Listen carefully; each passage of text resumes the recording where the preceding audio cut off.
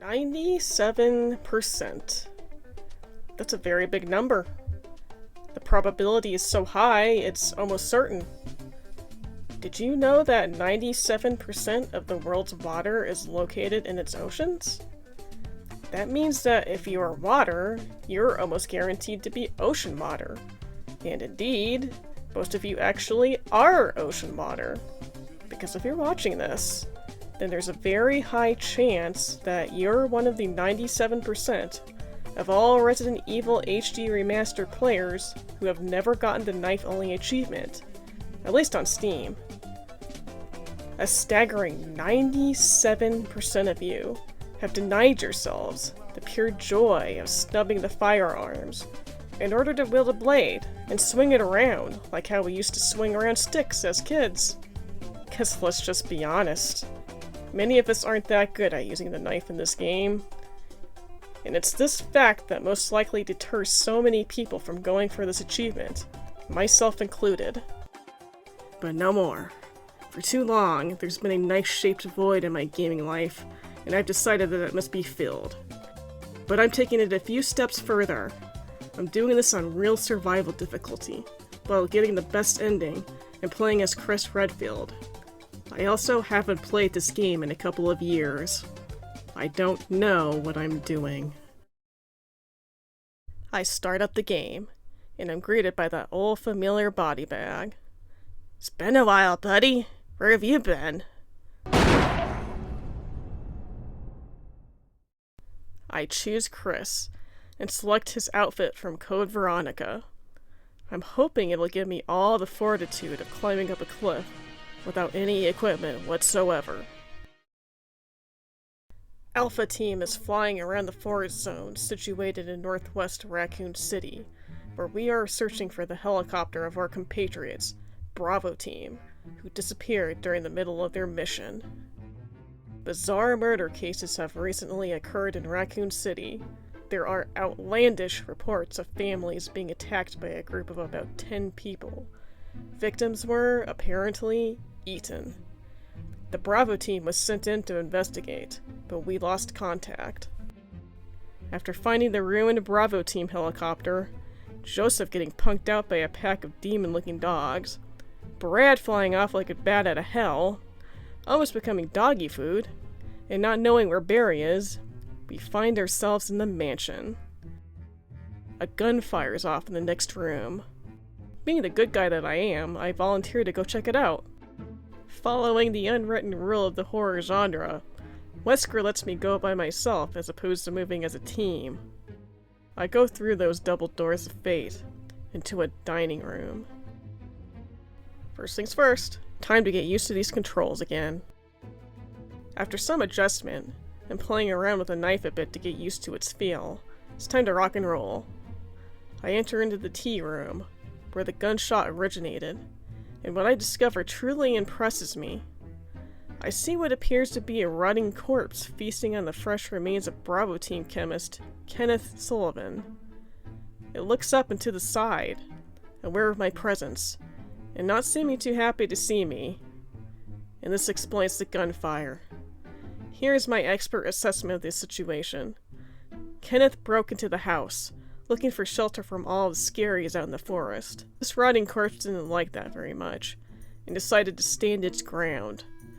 Apparently, it was still alive enough to be able to use a gun, and it went on the defensive. Kenneth, who was never that great at using a gun, fled into the tea room, but it was no use. The corpse got him anyway. After this little showdown, the corpse decided that it deserved a little late-night buffet, and this is where I entered the room. Well, there you go. My work here is done, and I'm not throwing down with a gun-toting zombie in a knife-only run.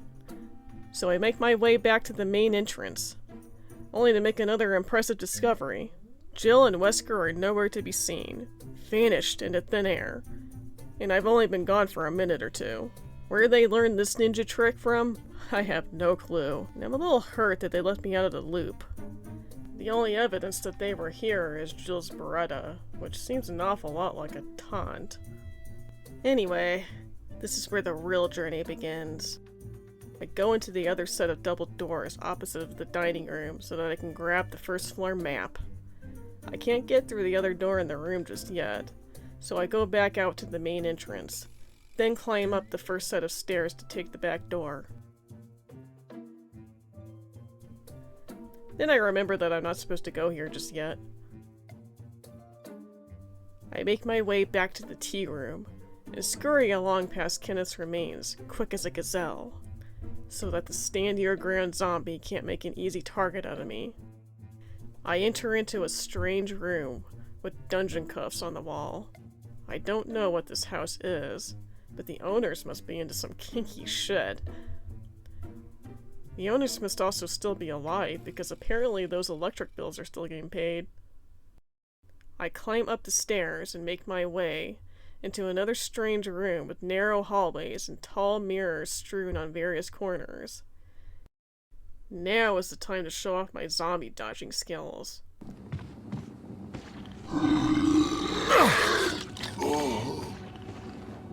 I fail miserably.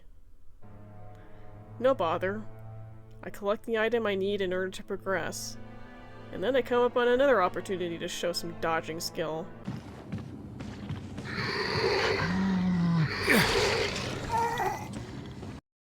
This playthrough is already going fantastic. I find myself in some sort of a walkway with a balustrade right above the dining room, with a door directly to my right that I can't yet enter. There's only one zombie here, and he's pretty easy to bait around the walkway as I push the statue with the blue gem through the gap in the railing. There's nothing more for me here, so I wait for Mr. Zamble to walk around towards me, so that I can then circle around to the double door that leads to the second floor of the main entrance. Cowardly and time-consuming, I know, but this isn't a speedrun, and given my horrendous display of zombie dodging in the previous room, coupled with the fact that my healing supply in real survival will be quite limited, I feel it's smarter to err on the side of caution wherever possible. From here, I skate down the stairs, remove the arrowhead, and then go out the back door into what looks to be a cemetery. And it is here that I do my first battle with a zombie. I ready my blade, and as the foul fiend approaches the stairs, I swing, and I swing, and I swing! Swish, swish, swish! The stairs, they are my shield. While I'm on them, he cannot grab me. He can only upchuck. He goes down pretty quickly. I don't know how much experience that I gained from that, but I feel stronger, and faster, and better. I run over to the grave with the relief of a cherub, and place the jade arrowhead in the indent. This opens up a passageway, and I descend the long staircase as quickly as I can by skating down them, or trying to at least. There are certain points where it's more like I'm dancing on the stairs. At the bottom, there are tombstones propped up against these strange pillars with sculpted faces protruding from them. There are giant cogs up towards the ceiling that are producing some unknown mechanism, but my guess would be that it has something to do with that coffin hanging from above. There's a book here and I grab it, called The Book of Curses. I don't have much time for reading right now, and I'm also well past the point in my life where delving into the crafty world of the Wiccan might have appealed to my edgy, rebellious young self. But upon close observation, I find a key, and also a verse about 4 masks awakening evil. Well, lucky us, there are 4 face sculptures, so that must mean we have to find some masks. When I go back into the mansion, I check the key I just obtained, and discover that it has a sword engraving on it. Which is great because there were doors that also had sword engravings on them. I go up the stairs to my left and try the door there. The sword key fits! I go through, then hear the shambling of zombies and get cold feet. I make my way down the stairs and go back to the room with the map in it, because there is definitely a door where I can use the sword key.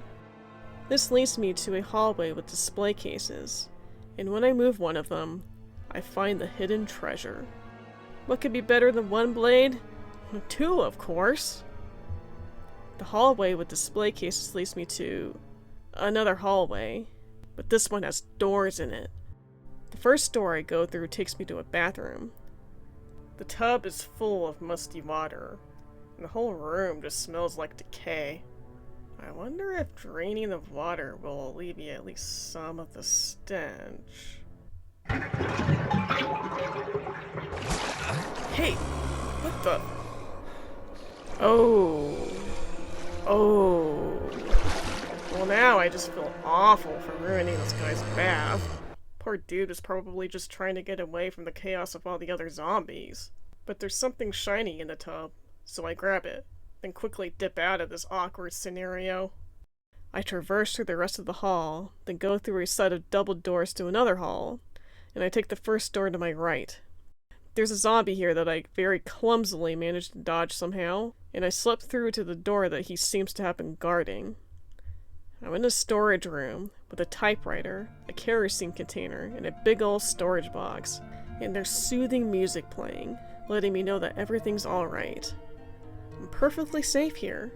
Sure, there's a zombie standing right outside the door, and he probably knows that I ran inside this room, but shh, it's okay, because the zombie is too stupid to be able to turn a doorknob. There's also a fuel canteen that I pick up, and I quickly make the connection that I can put kerosene in it. There's a file on the floor that explains that kerosene can be used to burn the corpses of zombies so that they don't come back as crimson heads. Pfft, whatever. Sounds like some crazy superstition to me. But this isn't my house. In fact, I kinda broke into it. So I guess maybe I should carry out their little podunk rituals so that I don't make things worse for myself. There's also an old key in front of the typewriter that I pick up, but I don't have any ink ribbons and therefore can't save my game. I don't really have any need for the item box right now, so I grudgingly leave my safe haven to face the horrors of the beyond. Once out, I break the world record for how quickly you can be grabbed by a zombie after exiting your room. But lucky for me, I have that dagger that I picked up in that display case hallway, and I shove it right into the zombie's temple. I decide that I want the zombies in this room to be eradicated, so I once again ready my blade, and mount the staircase so that I may swing with reckless abandon. And reckless I certainly am, as I manage to get hit by zombie vomit not one, not two, but 3 times, enough to send me into danger. I heal, and try to quickly climb the stairs, but it isn't quick enough to avoid the sting of stomach acid on my ass. I keep going up the stairs, knifing as I go, but the zombie is an absolute tank, and manages to vomit on me 3 more times before going down. This is a disaster. I'm now an orange caution, and healing is a pricey commodity on this difficulty. But they're dead, which is what I wanted, so I get to work burning their corpses. I go back into the storage room to refill my fuel canteen. There's one more Yahoo upstairs, but he's out of the way, so I'm not gonna bother with him. I have no healing at the moment, so I just have to truck on and hope for the best. Oh my god, a zombie! Run! Let's try that again.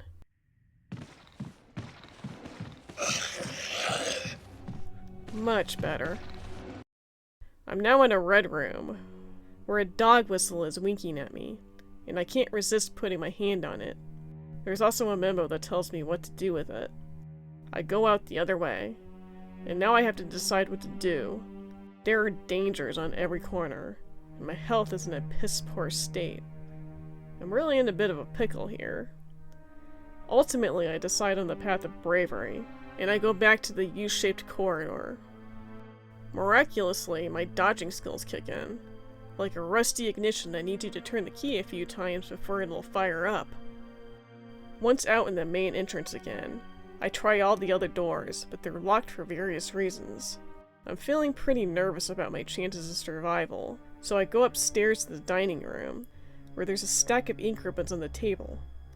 There's also a typewriter here, and though it's not the most ideal place to save, it's still better than potentially dying and having to restart. So I take the inky plunge, and my game crashes. Upon reloading, I go back to the main entrance, and back to the hallway with the bathroom. I use an old key on the door to my right, which leads me to an outside area, with dogs barking menacingly at me. There's stuff here that I can pick up, but I have no inventory space. Only one way to fix that. But on my way there, Bad Zombie busts through the door. Ooh, he's angry. He wants revenge on me for ruining a spa day. I make my way to the storage room, make a little room in my inventory, then brace myself for the trek back. Bad Zombie is just as horrendous as I could have imagined. The camera really doesn't help you here, and the analog control can also kind of screw you over, as when the perspective changes, even the slightest turn of the thumbstick can whip your character around like a whirlwind. I would have dodged this guy flawlessly had I not snapped back into him. Enjoy your snack, buddy. I make my way back outside anyway, but I hear the dreaded tapping of those dogs, and I know they smell the blood hemorrhaging out of my butthole. Oh no!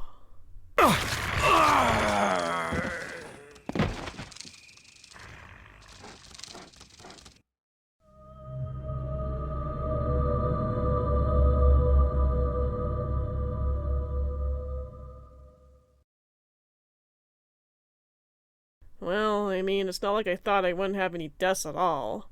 But you know what they say, death is an opportunity to learn.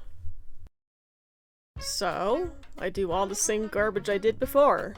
Only this time, I put the old keys in the item box like an idiot. I also, for some reason, run straight into the arms of Bad Zombie, further compounding my idiocy. I get to the door and realize what a scrub I am. I reload my game. I go through the whole rigmarole again. This time, I manage to avoid Bad Zombie entirely. I pick up my much-needed health items, and the dogs leave me alone. Finally, I can continue on, but again, I must decide my course. I choose to go back the way that I came, and trigger the hallway dogs, but they're easy to avoid. I remember that door and the balustrade walkway that had the sword emblem, and make my way there. There's a door here that's similar to the door that led to the herbs and chemical bag, and there's also zombies that I managed to dodge without issue.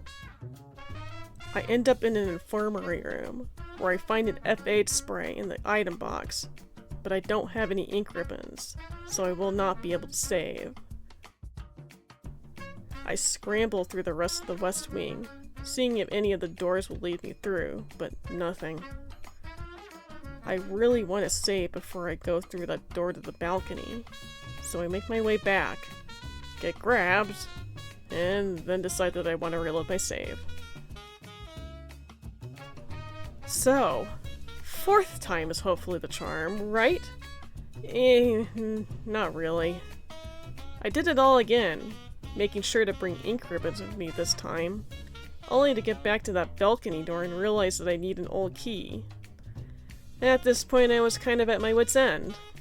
Real survival wasn't showing me much mercy, but then I chose this fate for myself. I have every intention to press on, though, and I do that by taking care of the zombies in the West Wing. It doesn't go perfectly, but I get them. I then make my way back to the other item box to retrieve the small key. I somehow make it back to the West Wing unscathed, dispose of the zombie corpses, and then finally save. My game crashes again. But that's alright. I put the game down for the night, in order to decompress. I'm curious about whether or not I'm playing it right for the CQC FTW achievement. It only states that you need to finish the game with the knife only, and I'm pretty sure that's what I'm doing, but I want to make sure. Oh, how wrong I was. So, here's the criteria for this playthrough. 1. I must not use any firearms under any circumstances. 2. I cannot use any defense items. 3.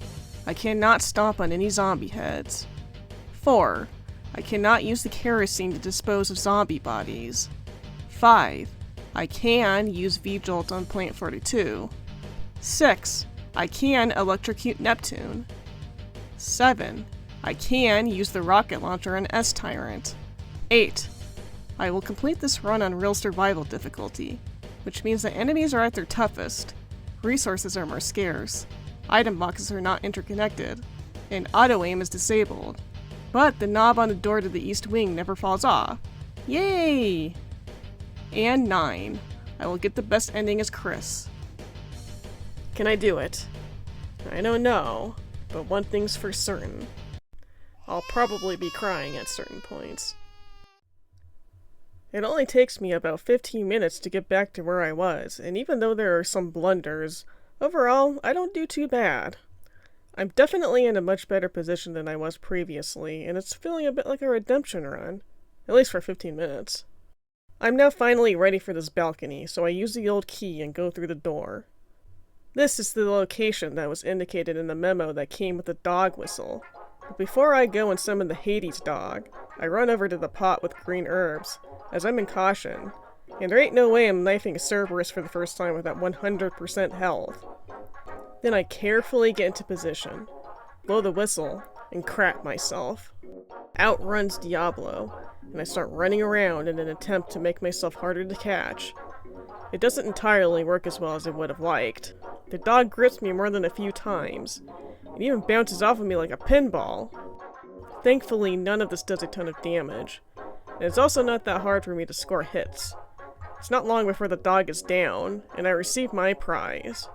I then go over to the herbs again in order to somehow restore all the chunks of flesh the dog gnawed off of me. Next, I take a look at this collar and discover that it's holding a coin inside. My heart is filled with childlike wonder. What is this coin for? Is there an arcade hidden somewhere within this mansion? Are there pinball machines? Is that why the dog was bouncing off of me like a pinball? Was it a clue? But when I turn it around, I see an engraving of armor, kind of like how my golden key has an engraving of a sword.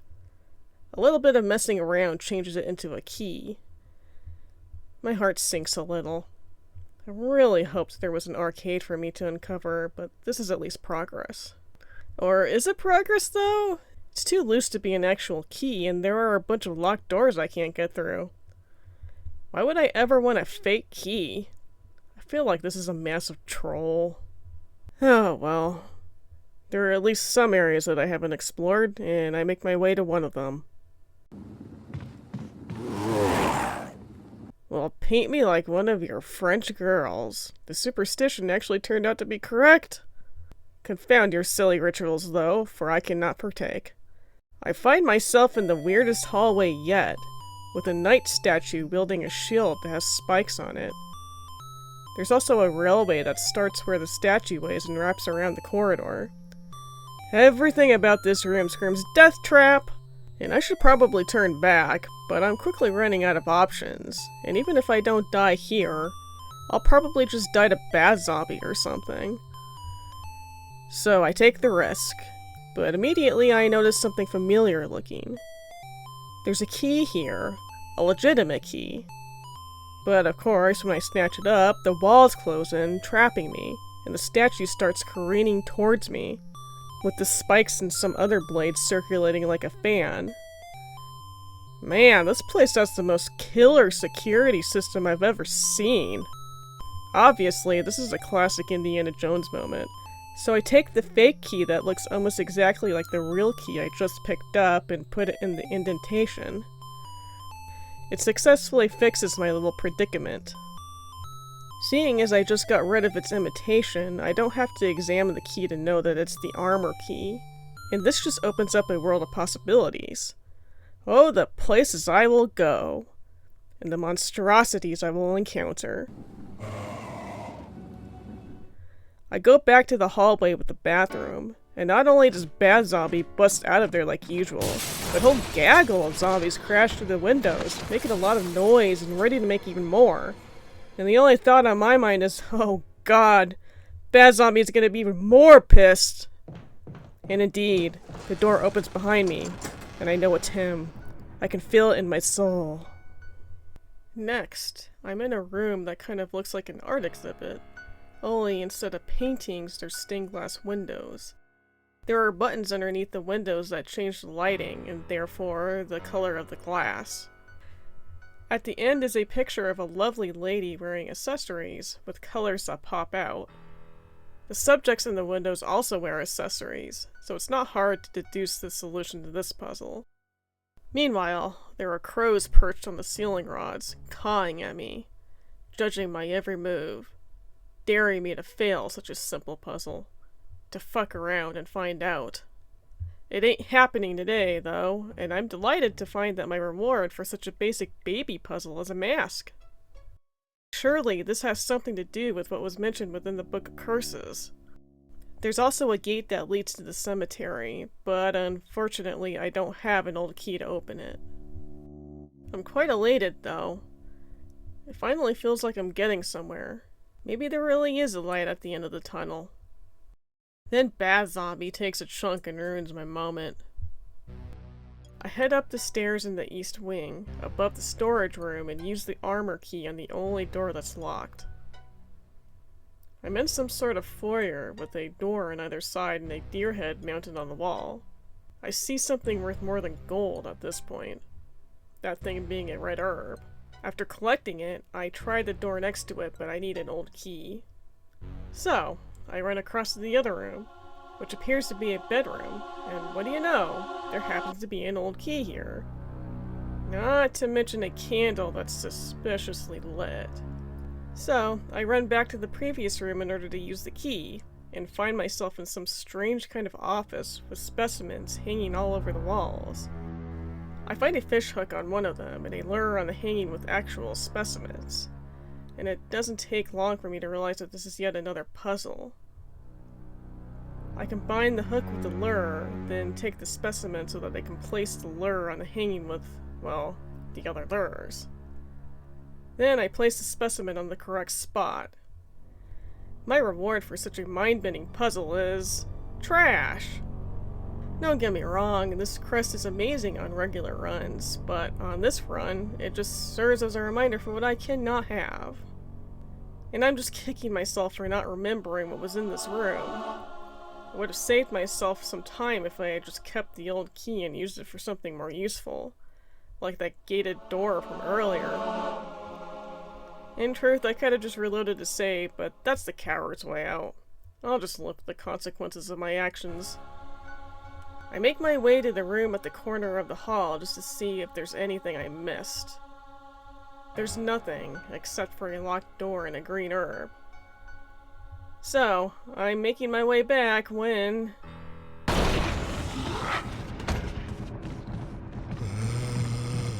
I have no idea where this guy was hiding the whole time I was in that area. Zombies must have figured out how to materialize out of thin air. They're getting smarter as we speak. Back in the storage room, I'm struggling to remember how to get rid of this damn sword key that's taking up space. I know there's one more door I can use it on, but I cannot remember which one it is. I stare at the door for a while, hoping it'll come to me like Mighty Mouse comes to save the day, but I've got nothing.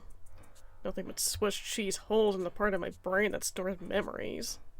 Maybe I've got more in common with these zombies than I initially realized. Next, I go to the west wing, where a guy breaks through the balcony door and now there's a third zombie in this area. I run to the end of the corridor and use the armor key. I'm in yet another hallway with various doors I can get through. One of them I'm able to unlock from the side I'm on, and it takes me to the tea room, where it all began. Thankfully, Stand Your Ground Zombie's brain seems to have rotted to the point that he's forgotten how to use a firearm, so I'm safe on that front. But it appears he's still smart enough to not fall for my bait, and won't lunge no matter what I do, like a colossal dick. He forces me all the way back into the sitting area where Kenneth lies, and that's when I notice that my fallen comrade is holding a tape, which I take. You never know when you'll find a VHS player in a creepy old Gothic-style mansion. I go around King Richard and down the hall, where I find a set of stairs and a door at the bottom. And this is the last door that I can use the sword key on, which means I can finally get rid of it. I'm now in the kitchen, and the smell is probably the most terrifying part of this excursion so far. I find an old key, so that's good. Then I quickly turn back for the sake of my stomach, but I'm confronted by the only zombie in the entire house that can turn a doorknob. I'm telling you, they just keep getting smarter. I've encountered plenty of horrors on this deadly night, and will most likely encounter more as I go. But nothing scares me more than this zombie that is crawling on the ground.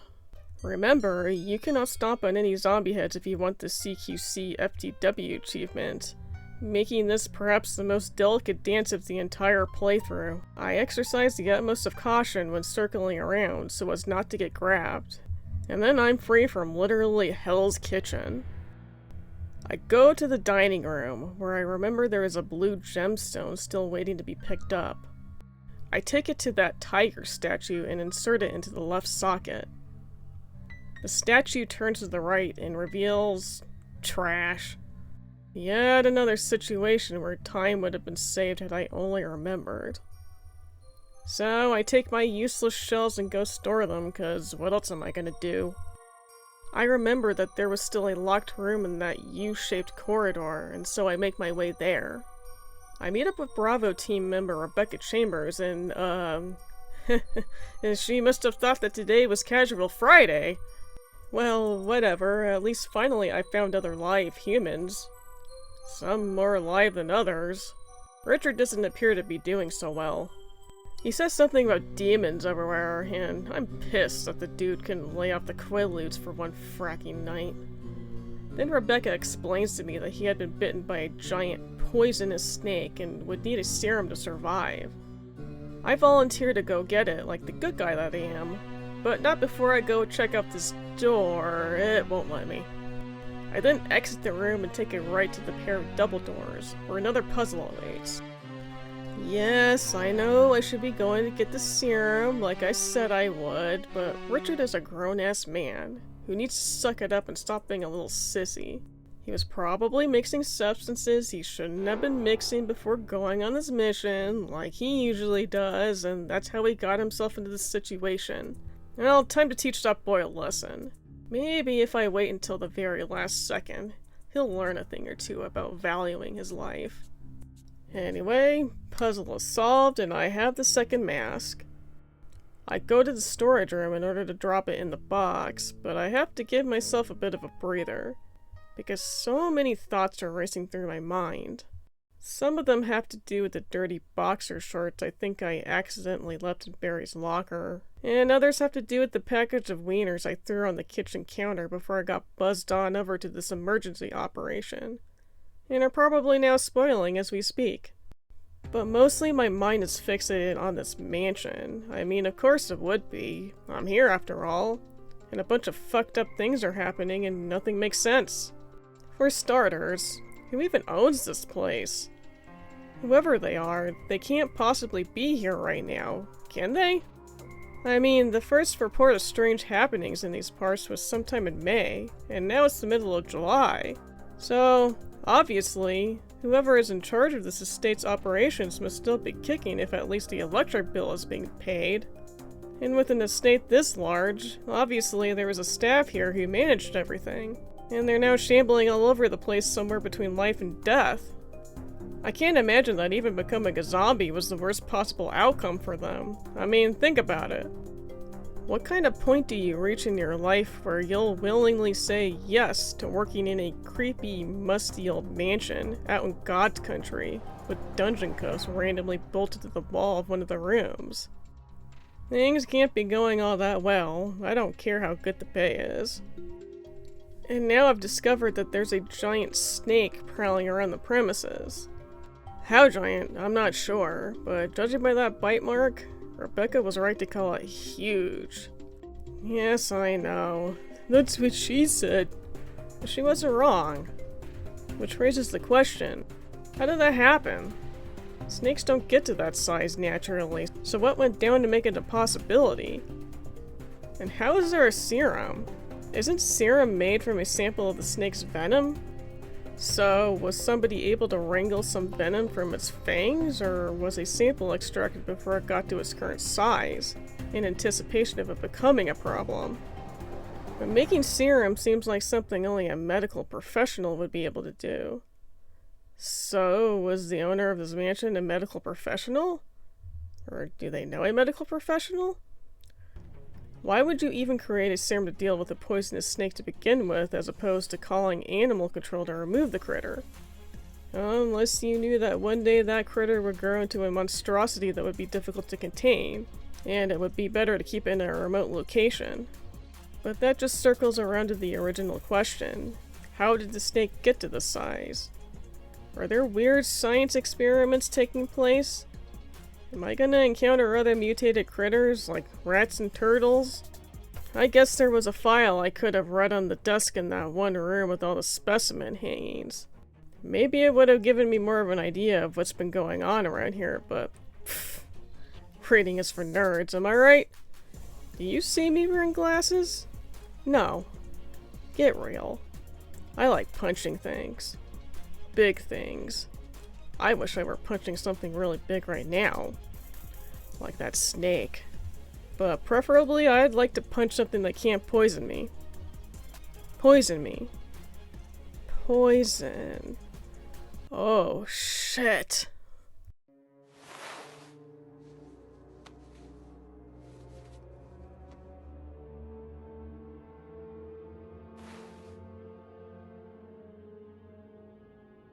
Oops. Richard is already dead. If only I had gotten that serum in time. Then he would have been eaten by a shark instead. Well, now that Richard's gone, I can get into the room behind him. There's a zombie here that I take down with my knife. The door up here is locked, so I instead go down the hall into a small dining room. I moved the fine china case, but the room is so dark I can't see anything. I spot a candelabra that still has candles in it, and I use my lighter to light them. Then I make my way to the doorway I just unblocked, and there's a pudgy zombie that comes out. I circle him around the table and run back through the doorway to pick up a musical score. I have no idea what would possess me to grab a musical score that was randomly stashed away with the dishes, but a zombie was guarding it, so it must be important. I run back to the tea room so that I can go into the room behind King Richard, but His Majesty isn't having it. What a pain in the ass. I make it there anyway, and am pleased to find myself in a bar. Finally, maybe I can unwind a bit. But the thought of dust and zombie rot floating in my bourbon dashes that idea from my head. I move a big shelf that was strangely placed in front of a cabinet, and I find the other part of the musical score. I combine the two scores to make Beethoven's Moonlight Sonata, and fortunately, there's a grand piano here. Not so fortunately, the only real music I can make is the kind that requires a can of beans. But then, Rebecca enters the bar, and I can feel the sweat coming on as I get ready to tell her this epic tale of my arduous traversal to the other side of the mansion on my quest to obtain the serum, and how endless hordes of enemies coming seemingly out of nowhere made it impossible for me to get back to Richard in time. But then she just says that she can't grieve forever and walks over to the piano. Dang, I would mourn over a moldy sandwich for longer, but phew, bullet dodged. Turns out, Rebecca doesn't need a can of beans in order to make music, and so she tries her hand at the piano.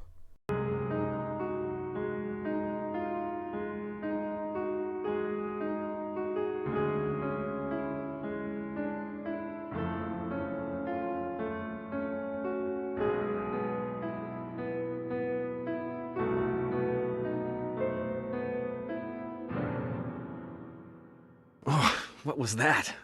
She asks if she can practice for a bit so that she doesn't completely suck, and I say, yeah, go for it, kid. Just hope that that zombie behind the door doesn't figure out how to turn the knob.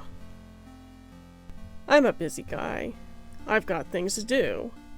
There are doors to open, items to obtain, rooms to run across, and I want to give Rebecca all the time she needs to perfect her craft.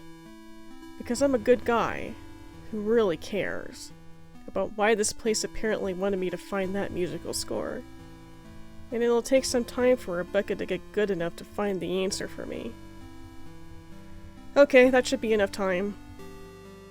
Thankfully, this time it doesn't sound like a mouse dying on the piano keys when she plays. And apparently the bar agrees, because a passageway opens. I go through and see an emblem shaped just like the one that I got in the dining room. Obviously I need to swap them. Easy peasy. And... what's that on the ground? Oh god, it's a reading assignment! Get me out of here!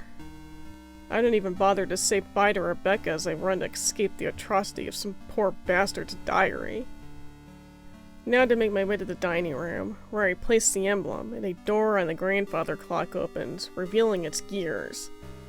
It's another puzzle, but I deduce that it has something to do with the big old painting next to the clock. It's not hard to figure out. I end up with what I know is the key to that attic. I make my way there, get grabbed by one of the easiest zombies to dodge, and then come face to face with that giant snake. I remember what happened to Richard, and I don't wish to share that fate, so I just run and grab what this room is hiding, which is the third mask. Then I get the fuck out of Dodge. The only thing I have left to do is use the plant chemical, so I make my way to the West Wing, do the weirdest dance I've ever done to get around a zombie, and go to the infirmary room where I left the chemical. I then go back to the northern corridor towards the greenhouse. First, I turn the red wheel to make sure it's the right one. Then I drop the chemical in the water.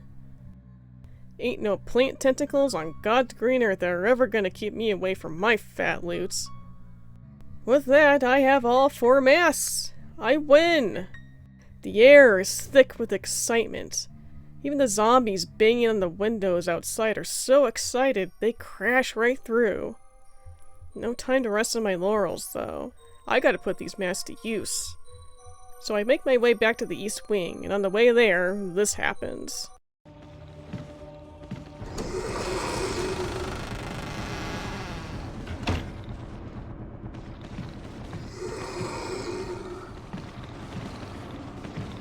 I've never seen the game shoot itself at its own jump scare before. Anyway, I go to the storage room to collect all my masks and give myself a well-earned game crash. While in the storage room, I've run into a bit of an issue. Remember that locked gate in the gallery that leads to the cemetery? Well, I'd like for it to not be locked anymore, but I need an old key, and I haven't found another one on my journey. Yes, there was that one I picked up in the kitchen, but I ended up needing to use it to get the plant chemical, since I didn't pick it up at the beginning this time. I know there are 4 old keys total, and I've gotten 3, which means that there's one more I can get. But where is it? I'm racking my brain, looking at the map, trying to remember where it could be. And then I do remember. The Itchy Tasty room. I had skipped it thinking that there was only ammo and a journal there. But no, I now remember that there is in fact an old key in there. So I've got 2 choices. Either I can go through the upstairs corridor and contend with 4 zombies, or I can go through the corridor where Bad Zombie was and contend with 3 zombies. I decide to go with the upstairs corridor just because I feel I have more experience with it, and therefore better chances. My decision-making skills are a little bugged though, and it cost me a healing item. But I make it to the Itchy Tasty room. It needs no introduction, everybody knows this room, it's one of the most famous rooms in video game history. I can read the journal on the desk, but you already know I have allergies when it comes to reading. I just cut right to the chase and free the zombie from the closet to live his authentic life. I then collect what I came here for and promptly leave. Now finally I can unblock that stupid gate and make things easier for myself. Meanwhile, Bad Zombie scores 2 for 0, and even the zombie in the East Wing gets to peek on me one more time before I leave them. I backtrack my way to the tomb that I had opened at the beginning of the game and one by one place all of the masks on the casts. Every time I place one, a chain on the coffin detaches until eventually the coffin falls to the ground. Closer inspection uncovers that it's just a Crimson Head, except this time, he has a beard. Plus, the gate closes behind me and I'm trapped with this thing. I can't say I really know what to do at this point. Obviously I must kill it, but remember, I can only use my knife, and this thing moves like he's coked out of his mind. Mechanically, he's really not different from your average Crimson Head, and I'm pretty sure this fight was put in the game to make you have to deal with one at least once in your playthrough. Sometimes it seems you can bait him from behind, and the attack that he does produces a bit of a cooldown, giving an opportunity to get in a hit, but this proves to not always be reliable. Even though head swipes do the most damage, he's too quick and behaves too erratically for me to be able to do this safely. So I stab downwards because, for some reason, it offers the largest hitbox out of all the knife attacks. There's no clear-cut strategy that I'm following apart from dodge his attacks and look for openings to strike. The reality is I spend the majority of the time running around like a headless chicken. Eventually, he gets me and feasts on my booty. But whatever, that's what saves are for, right? So I quickly get back at it, and I'm surprised at how many hits I'm able to sneak in without getting spanked. Remember, I suck at using the knife, even against regular zombies. However, I still take big enough damage, so I open up my inventory and... You'd think that my dumbass would have noticed this when I was putting the masks in their respective places. Without healing, I'm toast. On my fourth attempt, I managed to hit him 1, 2, 3, 4, 5, 6, 7, 8, 9, 10, 11, 12, 13! 13 is the number of the day! But unfortunately, it is not the number we need. And with that, I decide to put the game down for the night, to rest my mind as well as my hands. I take a bit of a vacation from this game and this challenge. No joke, for the majority of people, this fight is probably the most difficult part of a knife-only run. I know that there's only one thing that I can rely on to get through this. Patience. It doesn't bode well to charge in and think that you're gonna get this done in 5 minutes. So on my next attempt, I try to take a more zen approach. Just biding my time, watching the Crimson Head, and only striking when I'm comfortable with it. I still get fucked up, because again, I'm not good at this, but the stars must have aligned, because after 18 swipes, one of which was a headshot, that bad boy goes down, and my jaw hits the floor. Never did I think that I would defeat the Elder Crimson Head in 5 attempts, and I am absolutely elated. I would teabag his corpse if I could, but I can't, so I just settle for dancing. I run over to the coffin and see something glimmering on the ground. It's a handgun magazine, but my mind is so high in the victory that I don't decline even though I could have. I then collect the real prize, a stone metal object. I haven't actually seen any place to use it, but there is one area that I could check, and it isn't far from here. I go back to the corridor that leads to the east wing, carefully avoiding Mr. Guard Zombie, then go out the door to a passageway. There's a place to insert an octagonal item, plus wrestling in the bushes.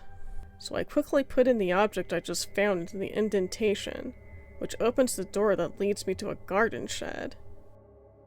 The first thing I do here is pick up the F8 spray that's on the shelving and thank the video game gods that's here because I'm an orange caution. I then go through the door right next to the shelf.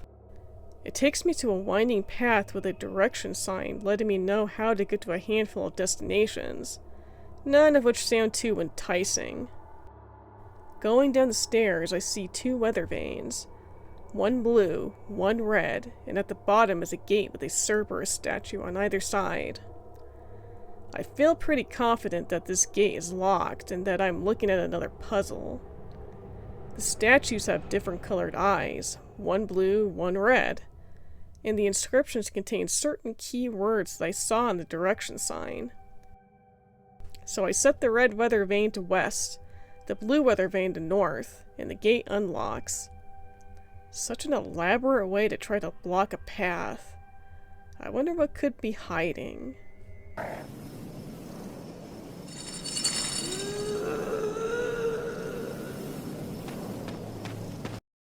There's another winding path that leads me to a dilapidated cabin that hasn't been used in so long that there are cobwebs everywhere. There's a typewriter across from the musty old bed that nobody's used in a long time, but no ink ribbons anywhere, so little good that does me. A family photo lies next to the typewriter, as well as a journal, but we know how that goes. I mean, it's barely readable anyway. Pfft, somebody needs to go back to elementary school. But that photo is the most concrete visual evidence I've found so far that proves that at one time, people did live here.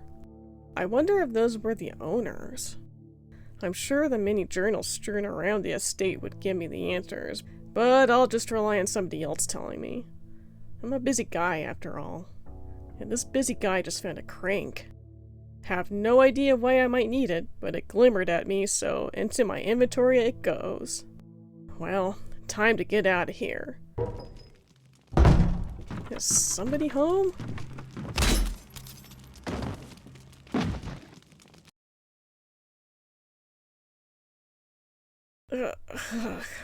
Rebecca? Did she finally get back at me for the whole serum thing?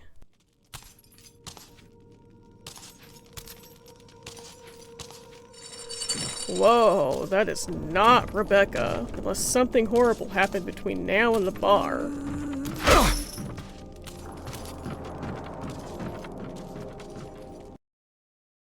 After escaping Madam Ugly, I run back to the garden shed and go out the double door.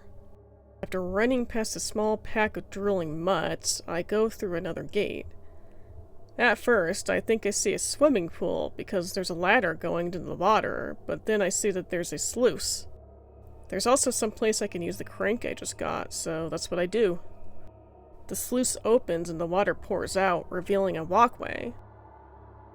I have to marvel at what a strange design this is. I mean, what exactly stops one from just swimming to the other side, unless they can't swim? Well, at least I won't get my uniform wet. There's an elevator that I take down to a courtyard area with a waterfall.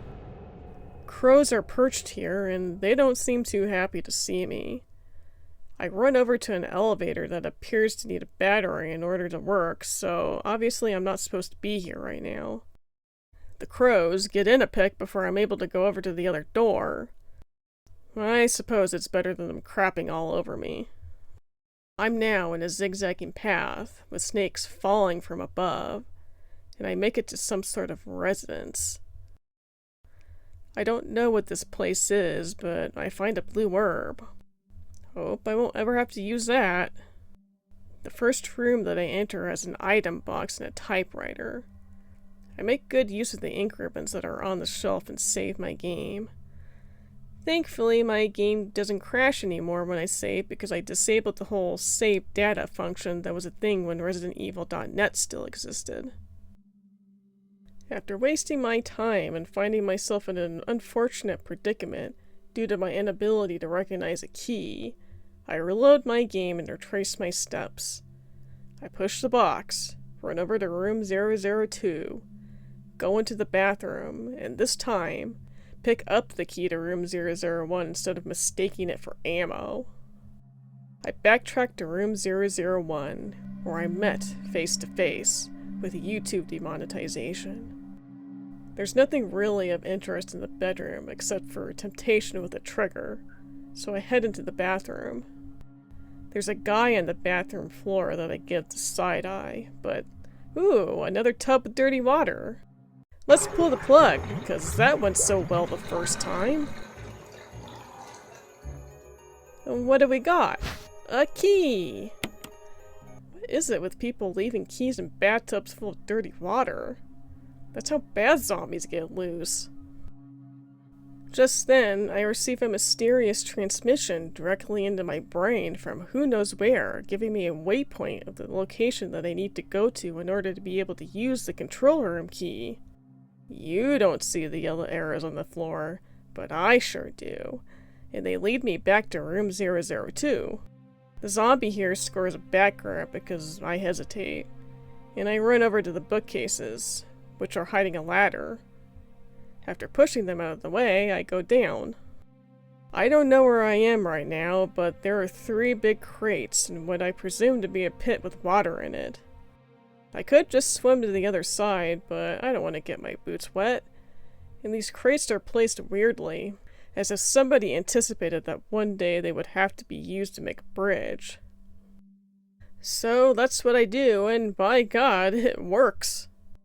Unfortunately, the area ahead is awfully flooded, so I end up getting my boots wet anyway. Plus, there are sharks. Wait, are these great white sharks? The fuck did they get great whites? You can't even find those in an aquarium anywhere in the world because they're too difficult to maintain. I don't even want to imagine how pissed off they must be. I find where to use the control room key, and it takes me into a control room. There are some panels here with switches and buttons, and I can't help but press one of them. Then the mother of all great whites rams into the glass, and I know I'm in trouble. Thankfully, my eyes just naturally hone in on all the things that I have to press, and in what order. Plus, the whiteboard on the table shows me what valve I need to push. The shutters go down, and I am able to drain the water. There's a door down here that I can now get through. And then there's a set of double doors that I can get through. Apparently, this is the room that I drained. There's a shark here, flopping around on the floor, completely useless. And then just up ahead lies the shark mama in a shallow pool. She looks dead, although I can't say I trust it very much. I climb onto the platform right in front of her and see a key waiting for me to pick it up, but then Shark Mama awakens and breaks off the container that was holding the key, so that it falls into the pool next to her. She probably knows she isn't long for this world, and if she's gonna go down, then she's gonna do it guarding a key. And either way, she's keeping in line with the theme of keys being in the water. There's no way I want to run next to the mouth of a live shark, so I push the generator into the water, then flip the switch. Now this is shark control. I pick up my key and get out of there. I run back to the control room and go through the gated door that's next to it. There's a ladder here that I climb up and it takes me back to where I started. Time to go back up to the residence. I try to outsmart the zombie. It doesn't go well.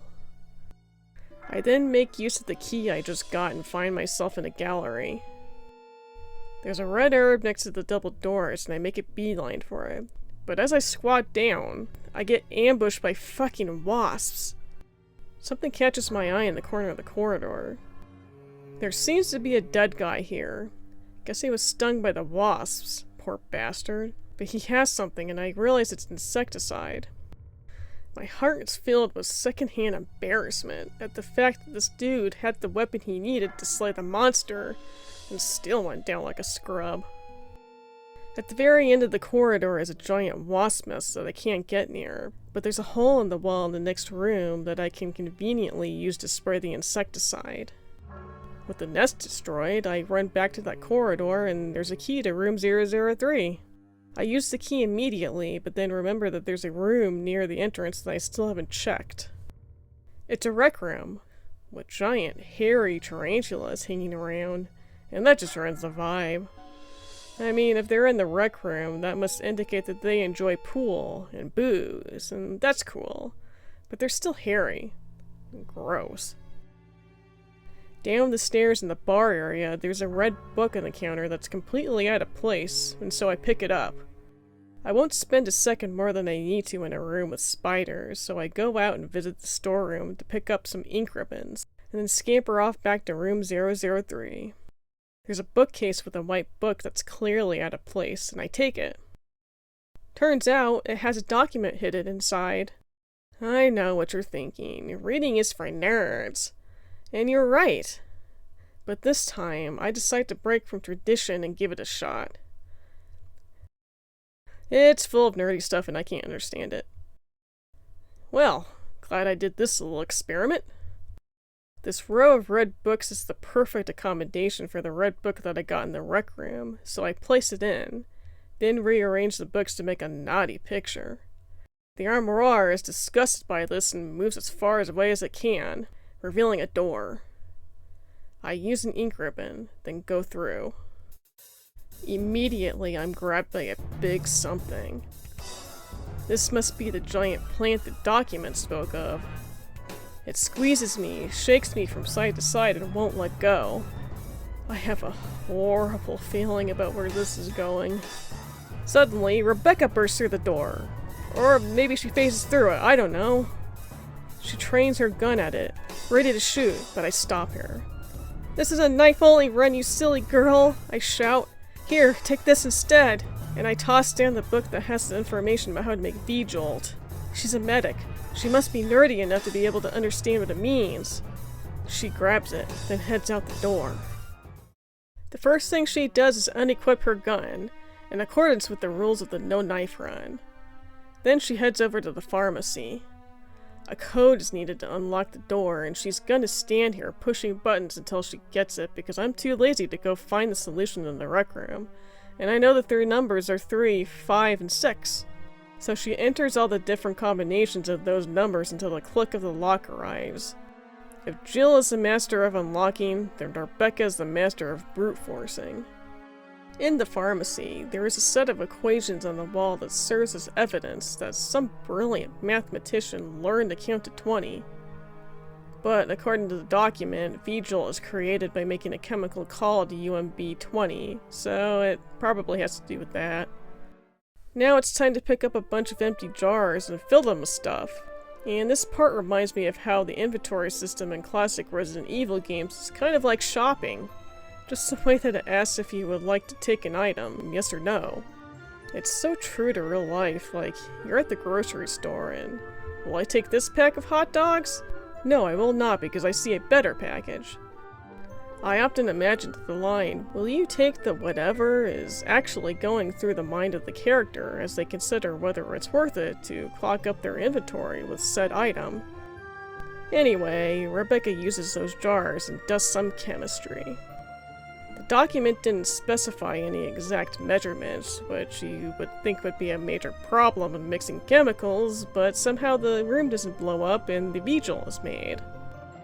Our heroine makes haste to the roots of Plant 42, which are located in the guard room, right next to the control room in that weird aqua ring area. She uses the V-Jolt and the roots shrivel up into seemingly nothing. The giant plant monster is now in a weakened state, and hopefully this will be enough. At the very least, it is enough to get the plant to throw me back on the floor, but this battle has not yet been completely won. I run to the stairs on my left and skate up them as the plant tries to spit acid at me. On top, I equip my knife and pray. Plant 42 has a bell-shaped tentacle that drills out acid, which I stand into the corner to avoid. After the acid is finished, I get up closer and attempt to take a swipe, but miss. Plant 42 trades a blow and sticks to landing. It then decides to rain acid on me again, so again, I run to the corner. I run out a bit, but misjudge how close I am to one of the tentacles by quite a big margin. Then I run further out and manage to get a swipe, but unfortunately Plant 42 was also able to get some acid on me. I then position myself and score another hit, but so does the plant, and I get knocked down to ground level. I climb back up the stairs. Plant 42 is back to its relentless pursuit of dropping acid on my head. And then the weird bellsprout head in the corner tries to blow pollen in my face. We trade hits once again. Then I run over to the other corner where there's another bell-shaped tentacle that drills acid. I run back to the middle, get in a hit, and manage to escape without taking a hit in return.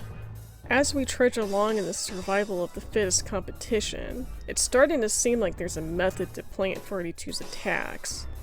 Whenever one of the bell tentacles finishes with the acid, it's almost always followed by a whip attack. But there is a small cooldown in between the attacks. This cooldown presents a window of opportunity to try to get in a hit of my own, but I have to be quick, and the timing is something I have to work on. This knowledge comes a bit late though, and my positioning is still sloppy, so naturally, I go down. In truth, I go down again and again. This is proving to be a grueling fight, but each time, I'm learning and mapping out a pattern. pretty soon I come upon a pretty reliable strategy of waiting in a corner while the bell tentacle drools. Then just before it stops drooling, I quickly run out to take a swipe at a tentacle before running back to a corner. The only thing is that the camera perspective isn't always helpful in letting you gauge when you are likely to connect a hit, so misses are to be expected. I also try my hand at timing my swipe when the tentacle whips me, but while I'm successful some of the time, it's really not that reliable, at least for me. My method is a bit slow and steady, but like the Elder Crimson Head fight, I'm going to have to exercise patience in order to get through this. Each subsequent attempt brings me closer to victory until eventually Plant 42 is down to 3 tentacles. And this is where I hit a snag. For the life of me, I cannot figure out how to kill the bell tentacles, and I need the one on the right to go down first so that I can run to the area behind it and kill the last whipping tentacle. It's not that I can't get through, but that it follows and dumps acid on my head, when I already have to deal with Bellsprout making me choke on its load. I go down the set of stairs on the right side of the room to get on a bit more even ground with them, but they completely destroy me. Baffled, I turn to the greatest tool available for challenge runs, the internet. I look through a YouTube video, and I find out that you can actually get the one on the right into a closer hitting range by baiting it into following you around as it's drilling acid, and then baiting the one on the left to do the same. It provides a small opportunity to hit the one on the right. It's not flawless, I definitely have to try for a bit, but it gets the job done, and I can go to the area behind that tentacle and deal with the one in the back. Now there's only one tentacle left, so I run down the set of stairs on the left side of the room, the one that I climbed up at the beginning of the fight. I stand at the base while Plant 42 unloads a bunch of acid, and after it's done, I run to the other set of stairs. I stand near the base and hit the last tentacle, then rinse and repeat. After 10 attempts, and almost an hour and a half of gameplay, I'm finally victorious.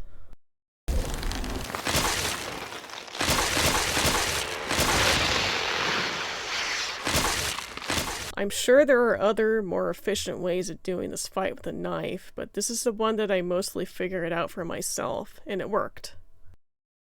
With the tentacle monster dead, I go and pick up the prize that it was guarding, which happens to be a mansion key, indicating that I now have to go back there to see what I missed.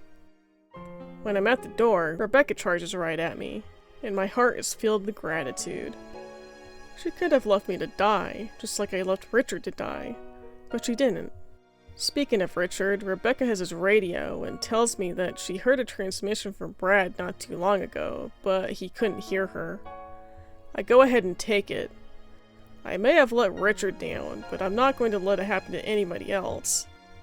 I'll get in touch with Brad, no matter what, and Richard would have wanted me to have all the tools I need in order to get us out of here. So 3 cheers and a 21 gun salute for our dear fallen brother, Richard... what was his last name? Bacon? Macon? Dayton's?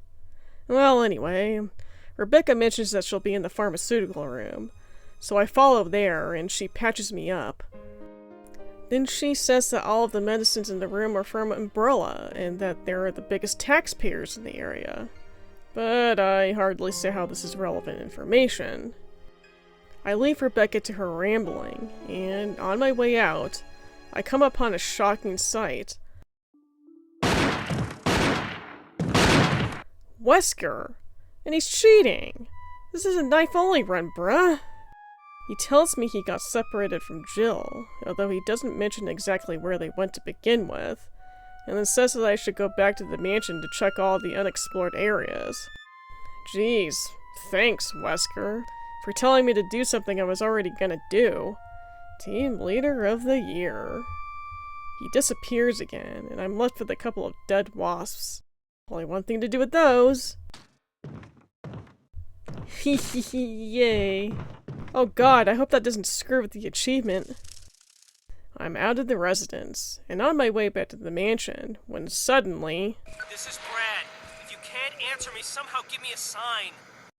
Alpha team to Major Brad. There's monsters here. This is so bad. Can you hear me, Major Brad?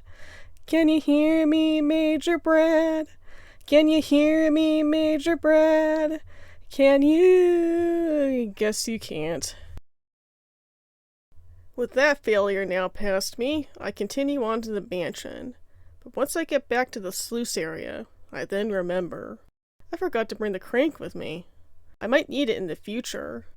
So I haul my ass back over to the residence, go into the storeroom, pick up the crank, and now I'm back in the mansion.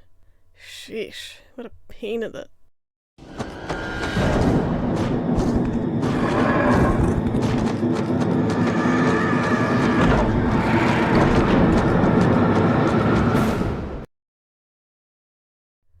My God. Bad Zombie has evolved. Now it can run and jump in his big claws.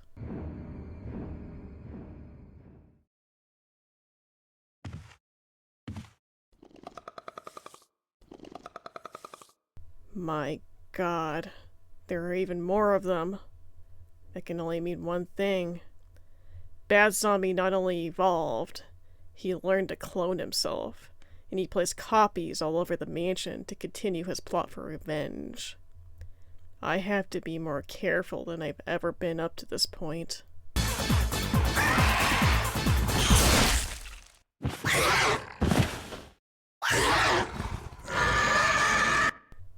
Well played, Bad Zombie.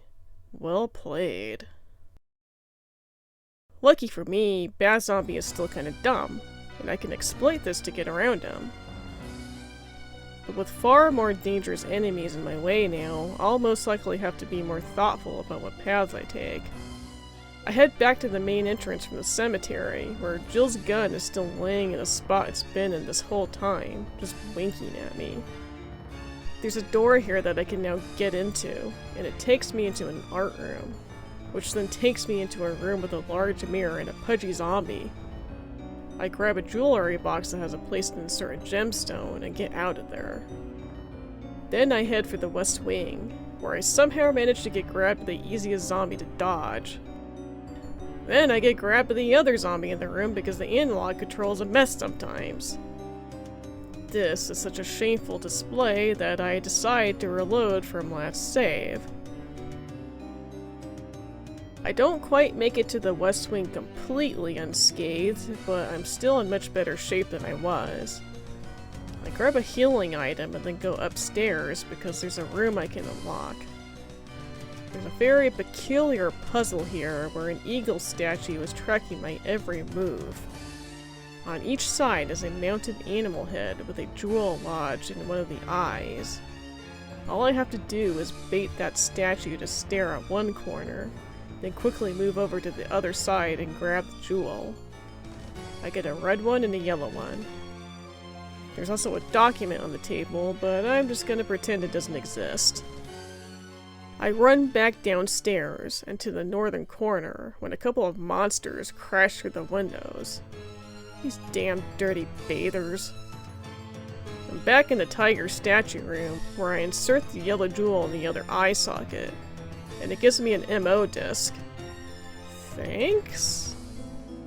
Now it's back to the mirror room, where I once again pick up the jewelry box. I insert the red gemstone, solve a really annoying puzzle that makes me want to end myself, and get a key. So nice of this zombie to stop pursuing me while I did all of this. I use the new key I just got on the door with the fancy emblem on it. And when I step into what looks like an office, I hear a scream. Rebecca! Is she upstairs? No way. I said I wouldn't let anybody else down. I'm going up there!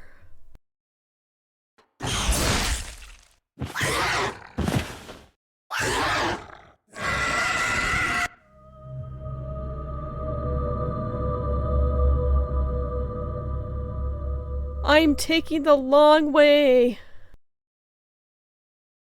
In the Red Room, Rebecca is struggling and failing to open a door that, in reality, would only bring her to more danger. All the while, a bather menacingly approaches her, but since this is a bad zombie clone, it quickly switches targets once it catches wind of me being in the room. The fight goes horribly my first attempt because it's just kind of a cramped area and I have to get my bearings. Bad Zombie certainly is scoring mega points tonight. Fortunately, earlier I had practiced fighting bathers with my knife and quickly noticed that you can kinda just bait them from behind.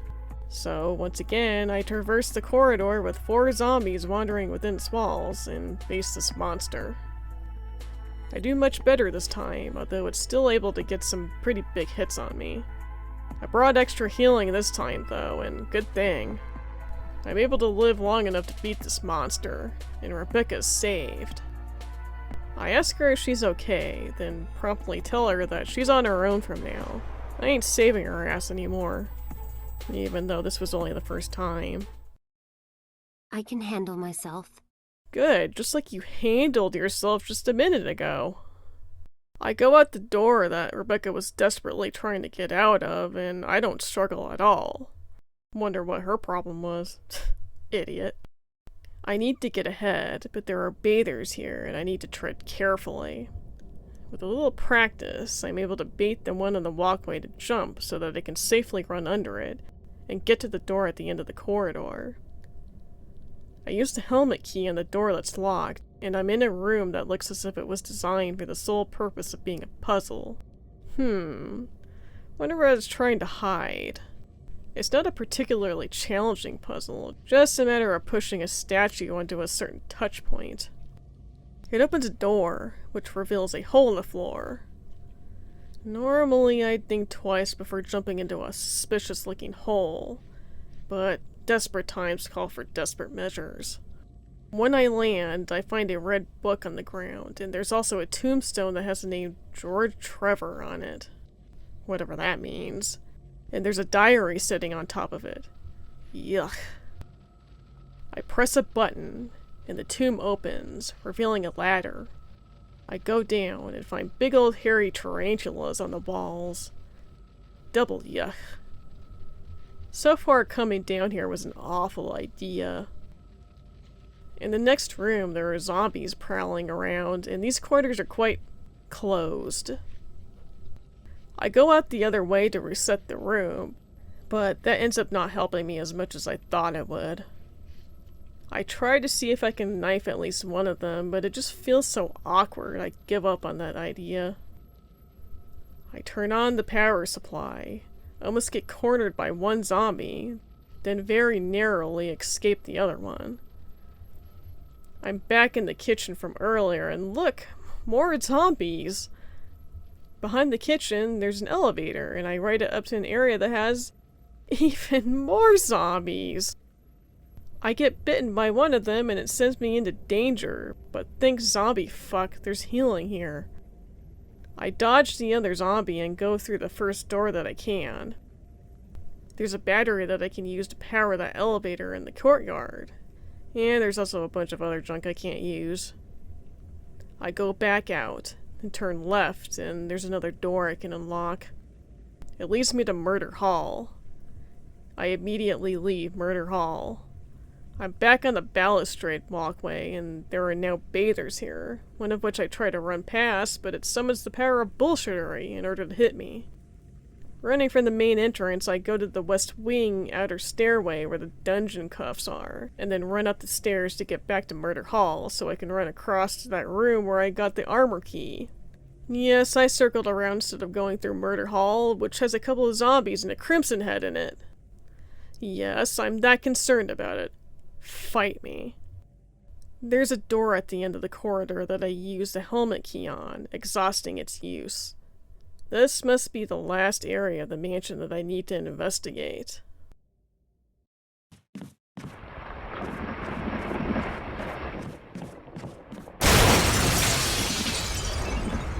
Well, well, well.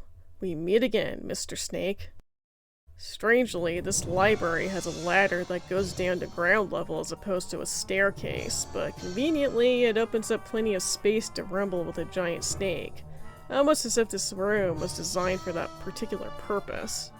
There's a series of bookcases that create a little corridor that I can continually circle around, and the snake can't get me.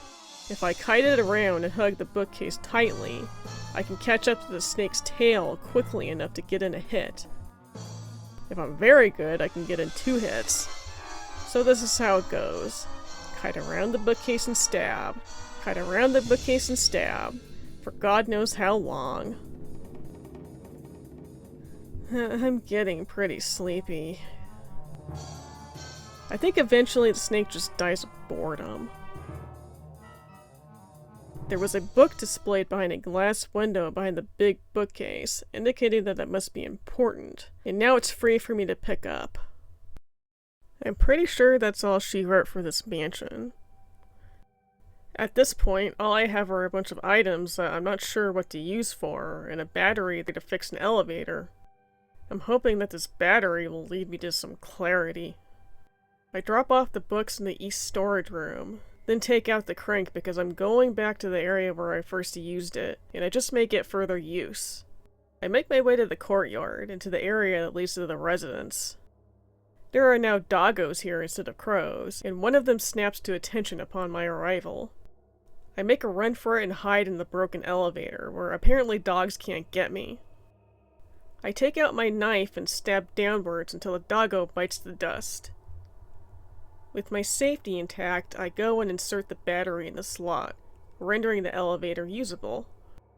It takes me up to that area with the gate that leads to the sluice. Peculiar, but I remember that when I opened the sluice, it activated a waterfall.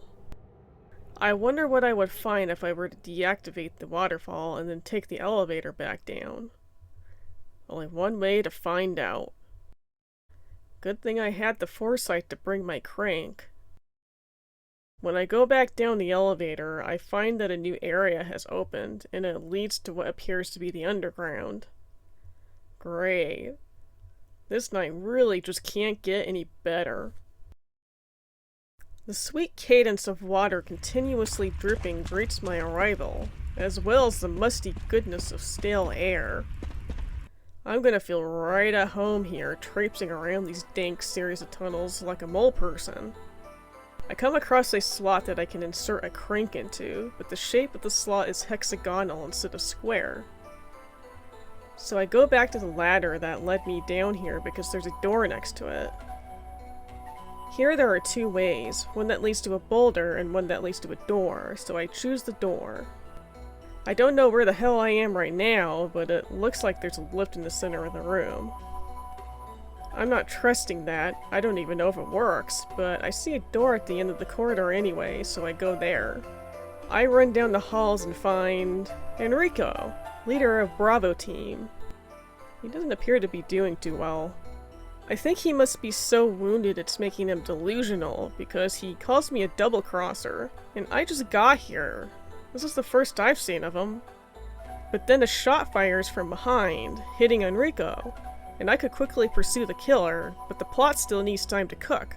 So instead, I crouch beside my fallen comrade as he kicks the bucket. While I'm doing so, I notice that he's holding a crank in such a way that the tip is pointing up towards the ceiling. I don't know what he meant by this, but I do need a new crank, and so it's mine now. There's nothing else here but a dead end, and so I head back out, only for yet another bather to jump out at me from nowhere. It screams like a drama queen and gives me enough time to run around it. I run back to the room with the boulder, and there are even more bathers. I thought I was finished with Bath Zombie and his group of clones, but revenge plots tend to be long and drawn out. I go back to the hole in the wall and insert Enrico's crank. It's such a perfect fit that it's earthbending, and creates a path I can get through. In the next room, there's a flamethrower mounted on the wall. I'm overwhelmed by the impulsive need to pick it up. It reminds me of the water gun I had as a kid, except this thing spits out fire. When I take it off its mount, the brackets lift up, and I hear the click of the door behind me being locked. So this mountain's a locking mechanism. I run down one of the pathways, but it's blocked by a boulder, so I run back. Then the boulder loosens up and tries to roll over me. How rude. Running over to the freed up corner reveals that there was nothing here other than a useless handgun magazine. No, this is shit. I won't take it. So not only did this asshole boulder try to flatten me like a pancake, but it didn't even have the common decency to be guarding something good. Whatever, I guess the boulder did open up another way for me to go.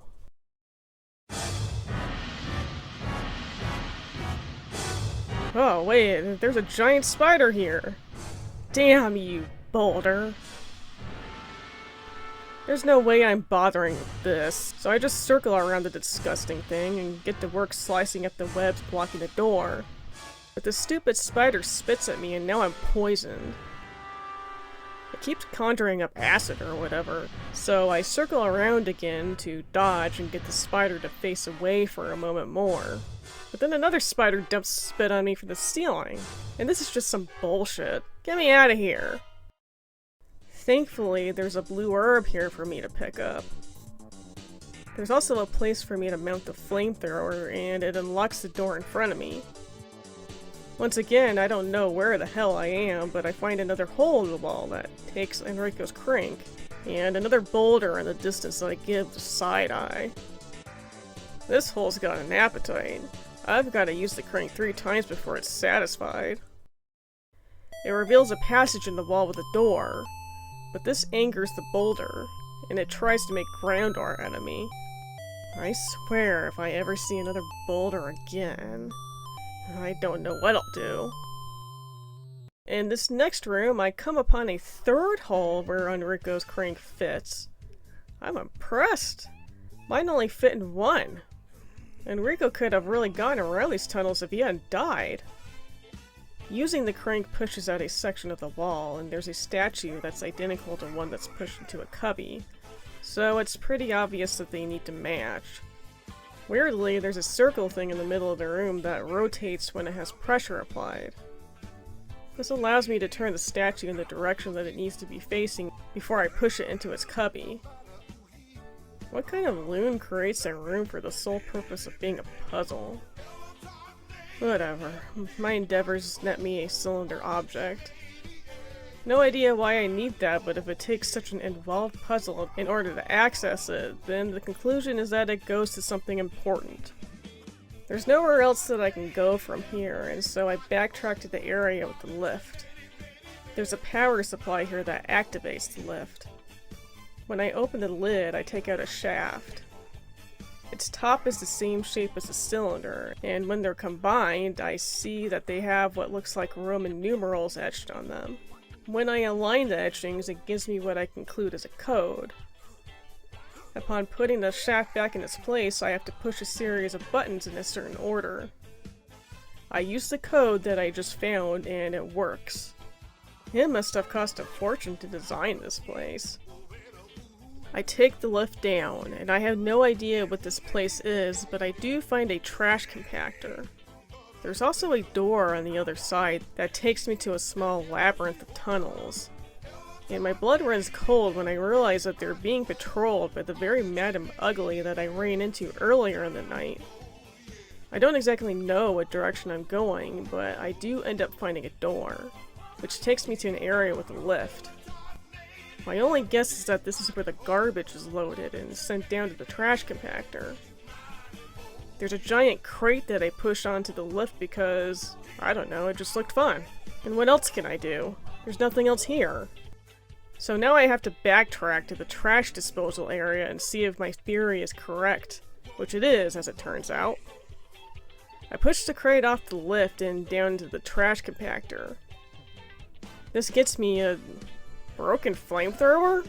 Why was it in such a huge crate? Well, I know that flamethrowers are used as keys in these parts, so that must mean that there's a door I need to unlock. And the lift is now broken, so that only leaves the tunnels. When I go back into them, I happen upon a lever. Pulling it undoes some brackets on a wall mount next to a door. Thankfully, these tunnels aren't very extensive, so I quickly make my way over there, put the broken flamethrower on the wall mount, and unlock the door. I now find myself in the most unnerving room I've ever seen, full of lit candles, creepy dolls, and other junk.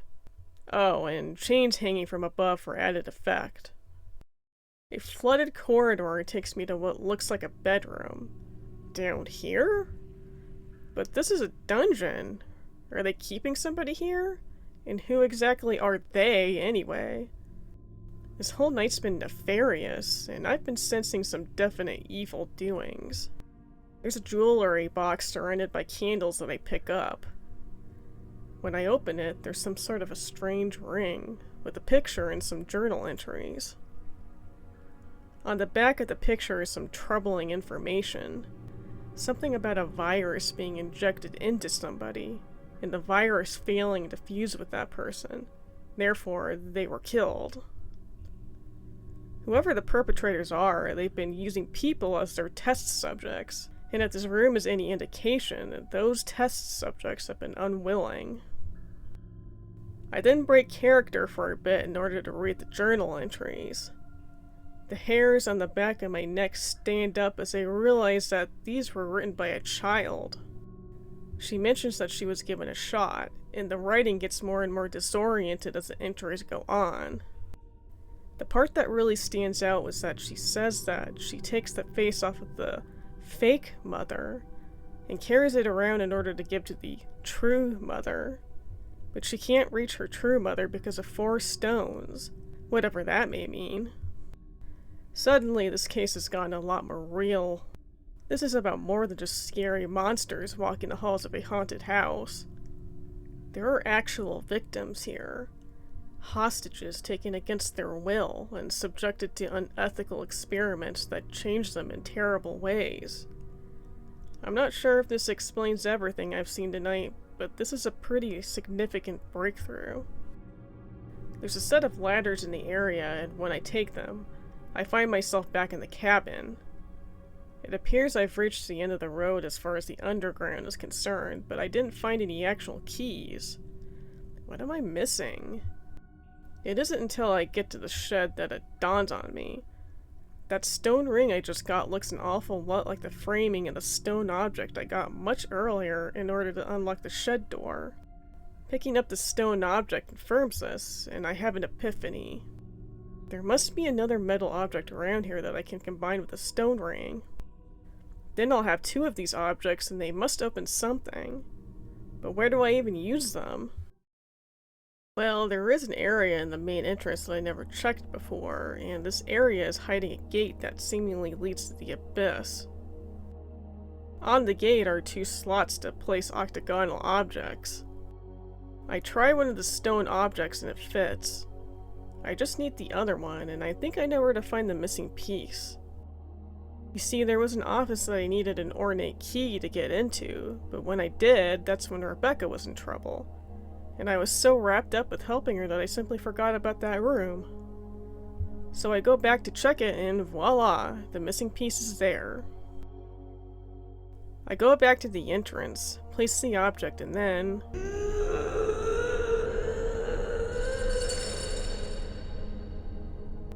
You know that Nietzsche quote? If you gaze for long into an abyss, the abyss gazes also into you?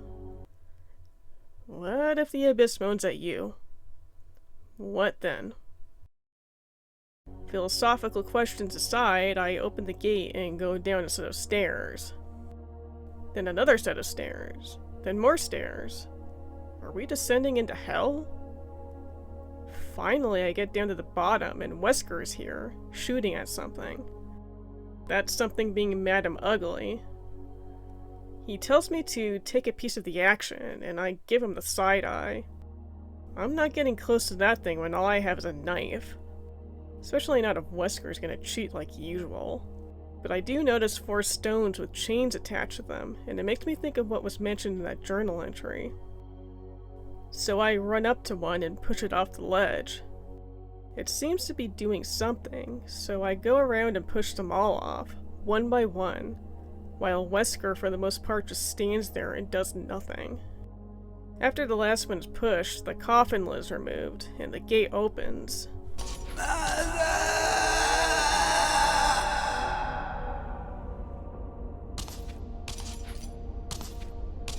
And that's when realization hits me. This mutated woman is actually the girl who wrote those journal entries. This is what had become of her. This is the result of the injection that was given. Her form completely disfigured. Her humanity stripped. Endlessly wandering the premises in search of something familiar. And my heart can't help but ache for her, because I know that even though she's a monster, deep down, she's still just a little girl, desperately seeking the safety of her mother. This place is an abomination. Whoever owns it needs to pay for their crimes. But that's the thing. We technically still don't even know who owns it, and I have a feeling there's even more to this hellscape. Wesker says he'll investigate the area further, which basically means that he'll be doing nothing. Because what the hell else is there even to investigate? I, on the other hand, have a few items that I need to go back and get, because I don't know what lies ahead.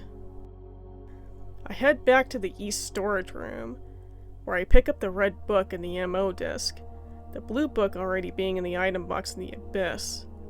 I think this is the last time I'll even see this mansion, and Bad Zombie must sense this too, because he takes one last desperate swipe and actually gets a hit as I head out. It truly feels like the end of an era.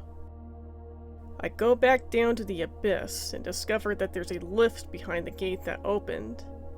It takes me to a giant fountain with statues embedded on either side. Each statue has a circular slot, but I only have books. I haven't gotten anything else.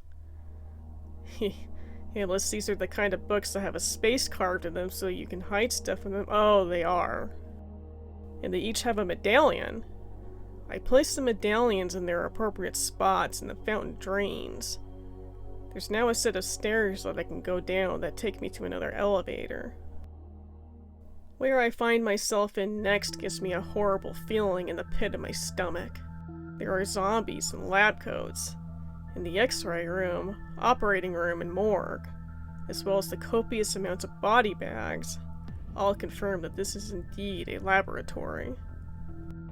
The first thing I do is almost get boxed in by zombies, and I pick up a second MO disc because it happens to be there. I manage to get out unharmed and go downstairs. I avoid another zombie and run over to the operating room. There's a computer here that requires a username and password, and interestingly, it uses an OS made specifically by Umbrella Corps. I remember Rebecca mentioning them in the residence, and even Enrico uttered their name right before he croaked. But they're a pharmaceutical company. Why would they be conducting research on a virus? Are they trying to develop a vaccine? Why would they have to do it in this manner? Anyway, another mysterious transmission gets sent to my brain, and it gives me the login credentials. This allows me to unlock both the visual data room and X-ray room B. I run back upstairs to the visual data room. I find a third MO disc. Next, there's a passcode entry terminal that I fiddle with. Another mysterious transmission! This opens up an area with some editing equipment and a key on the table.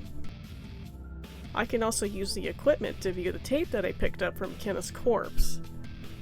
I can finally see for myself how skilled that zombie must have been with a gun. I'm excited. Let's give it a whirl. What? Get away from me! No! Hey! No!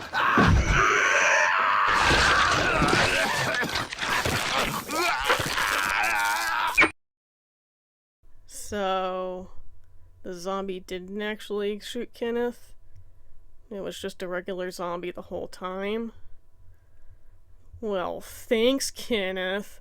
Way to ruin the mystique. I run back down to the 3rd floor of the basement, and something comes over me. I'm feeling a bit feisty. So I whip out the knife and try to stab down the zombie nearest to the gate. But then I realize that a zombie in a lab coat is quickly gaining ground, and it makes me panic a bit. Enough so that the zombie I'm attacking is able to get a grab, and now I just feel like a damn fool. I choose to abort the mission and just move on over to the next area. There are a couple of naked zombies, neither with a package to speak of. One in particular I deemed to be in my way, so I use the stairs to safely take stabs at him. He desperately tries to use the power of nausea to stop me, but he's facing the wrong way and, well, he's toast. I'm now in some sort of power supply room, and there are these strange creatures that kind of remind me of flies. I hate flies with every fiber of my being. They get all over the place, invade your personal space, land in your food, fly around your head because they know their buzzing annoys you, and are simply repulsive. And these things are just so annoying. They skitter around, jump on the ceiling to avoid you, then grab you from above. I need this particular guy to be gone. Don't ask me how I know, I just do. It's generally not too much of an issue, but after a few stabs at the butt, it runs away trying to hide, and I have to bait it out. Then it jumps on the ceiling again trying to grab me. Ugh, how many hits will it take? Thank you. After that little rumble, I am able to pick up an empty fuel capsule. I haul ass over to X-ray room B, where there's a refueling station. But first, there's a zombie to deal with. Or maybe he's gonna deal with me, I don't know. He's naked, too. Plus he also lacks certain equipment. Does this virus cause it to fall off? Now that's the stuff of horror. I circle around the naked zombie, stabbing downwards until he finally goes down. I then put the capsule in the fueling device. When it's done, I have to be especially careful because the main ingredient is nitro compound, and any sudden movements could result in my explosive expiration. So I take a nice chill stroll back to the power supply room, cool as a cucumber. No zombie's gonna knock me off my beat. I just avoid them. It's nice to not be in a rush for once. I drop the capsule where it belongs. The power supply is restored. Now to just turn the power back on. To do that, I need to go in the next couple of areas. One of them has the strange device that I saw back in X-ray room B, and this time I check it out. It takes an MO disc. I'm not sure what that accomplished, but yay for progress, I guess. I then run to the next room, which is the power control room. There's a big old bomb in this room, most likely a self-destruct mechanism designed for lab incidents just like this one. There's a button that restores power to the elevator that goes to the main lab area, and I press it. Before I take that elevator, though, I want to use the rest of these MO discs. I run over to the morgue since I haven't been there yet. There's a shelf that I can push out of the way, and a ledge I can climb. The rest of the room is blocked off, but there's a vent in the wall. I go through and end up in some sort of surgery room with a fly creature. It doesn't appear that there's anything here, and the door is rusted shut, but I notice that there's another vent I can go through, so I do. It just takes me back to the entrance of the morgue, so I retrace my steps. This time, I run up and there's yet another vent to go through. It takes me to the other side of the morgue that I couldn't access, and here, there is a device for an MO disc. There's a shelf for me to push out of the way, but then a fly creature runs out like a bat out of hell and takes a swipe at my back. Unfortunately, I didn't get to move the shelf far enough, so I can't make my grand escape. So I go back where I came from, but apparently I moved the shelf far enough to box me in.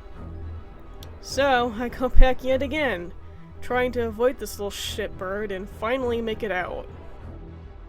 I have one more MO disc, but I decide to save it for a little later.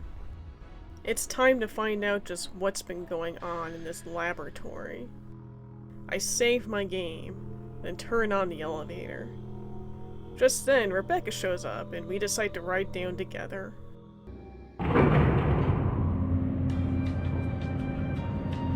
So, Chris, what do you think we're gonna find down there?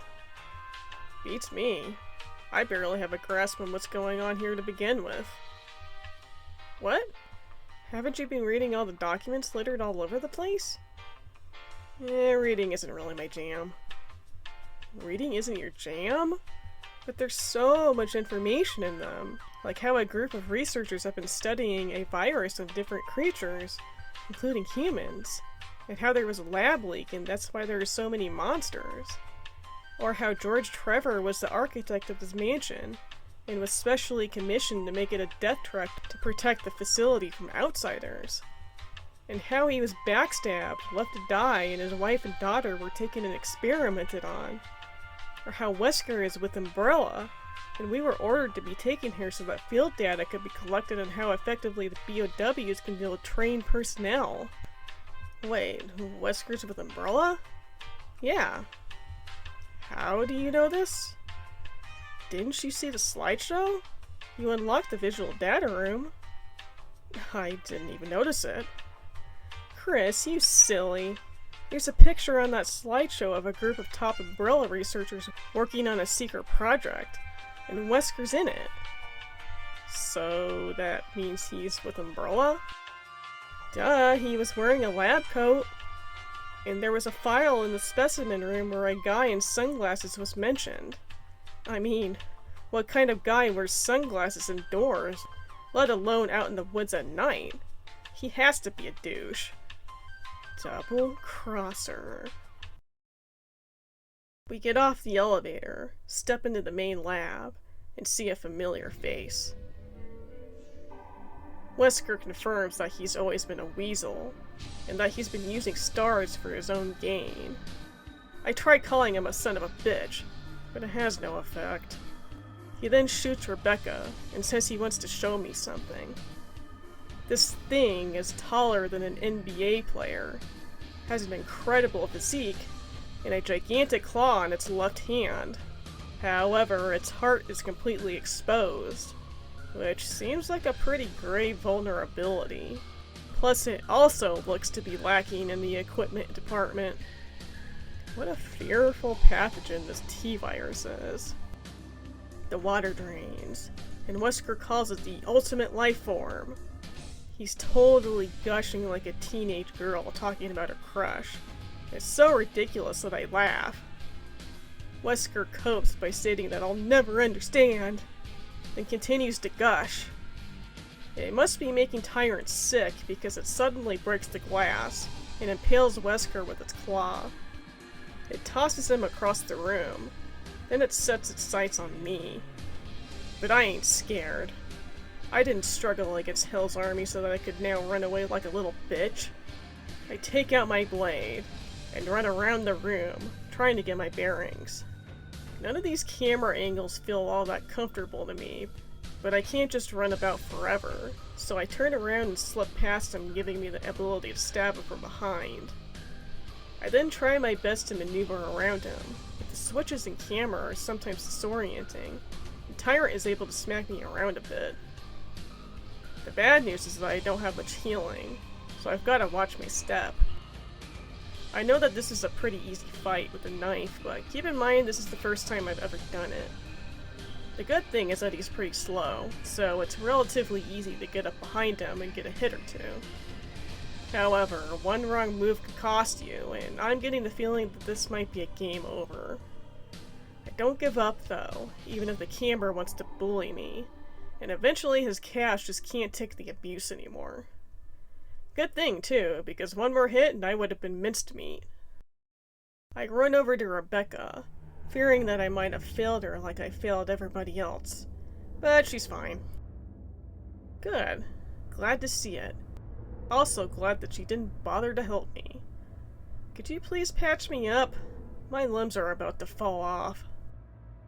When I approach Wesker to see if he's really dead, and to perhaps spit on his body, I see that he's holding an observation note from some asshat called Barkin or something. I flip through the pages pretty quickly to give the impression of giving a damn, but of course I don't really read it. I mean, just doing that is enough to show me that it's full of nerdy stuff. The only thing I gleaned from this is that this Barkin guy doesn't know his alphabet.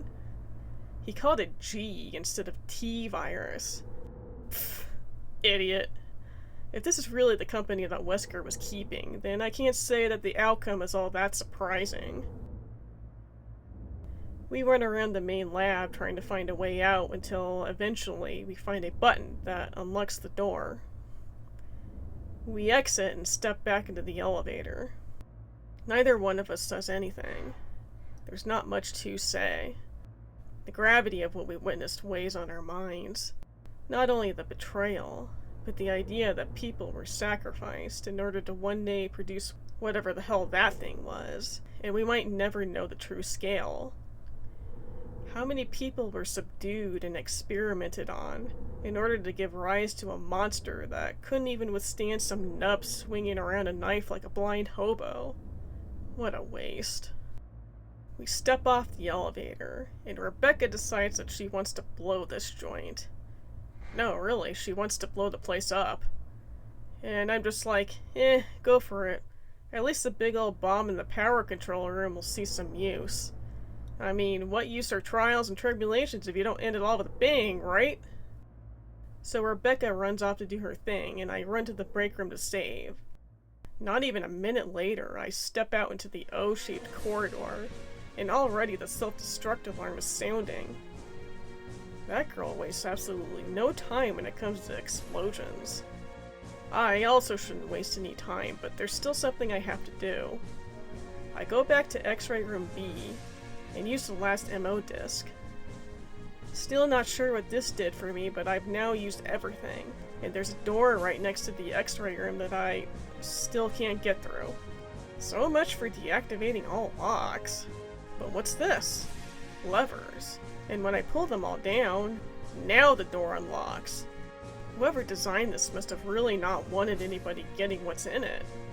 That must mean I'm in for a fantastic treasure. I descend a long staircase and open a prison cell door to find Jill. Jill was the hidden treasure all along. Not the treasure I was hoping for, but at least I didn't let everybody down after all. Just mostly everybody. Jill and I charge out of that dank prison cell. And wait, where did she get a gun? Oh, whatever. We ascend the stairs to our freedom. On the way out, I pick up an herb and use it immediately, even though it doesn't do much, but it's something. I'd be lying if I said I'm not a bit worried right now. One zombie bite could end my whole career if I hadn't healed, and I don't regret my decision even though dodging the zombies proves quite simple.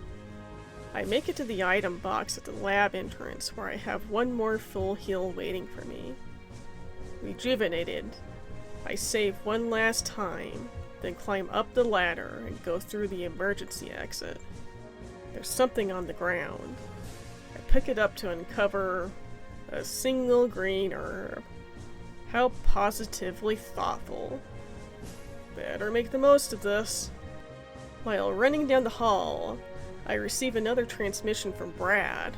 Give me a sign. I repeat, this is your last chance. Can you hear me, Major Brad? Can you hear me, Major Brad? Nope, you still can't. At the end of this hallway, there's a fuse unit that I can pick up and use to power the emergency elevator.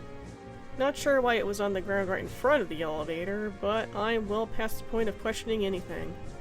It's been a long night.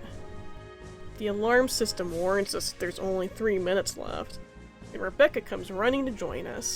The self-destruct system's activated. Gee, really? Is that why there's an alarm telling us the self-destruct sequence has been activated? Unfortunately, it also seems she brought something with her. Those things are coming. It can't be. Bath zombie! He never quits! Jill tells me that she'll take care of this little problem, and that I should focus on sending a signal to Brad. I want to protest. After all, my feud with Bad Zombie is my own, and handing him off to somebody else isn't going to give me the closure I need. But then I remember that there's only a few minutes before we're blown to smithereens, and settling the score doesn't sound so appealing now. At the top, I find a box of flares conveniently placed at my feet as I get out of the elevator, and I set them off to get Brad's attention. A few seconds later, Jill and Rebecca join me. Just then, the ground behind us breaks open, and out jumps... Does nobody follow the rules of the knife-only challenge but me? Ugh, whatever. Jill's down, Rebecca's in trouble, and, you know, she did save me from becoming the plotline of some sort of tentacle hentai earlier, so I'll throw myself in there. Tyrant turns his attention on Rebecca, and she takes a couple of spanks. I use the opportunity to get some stabs in on his calves.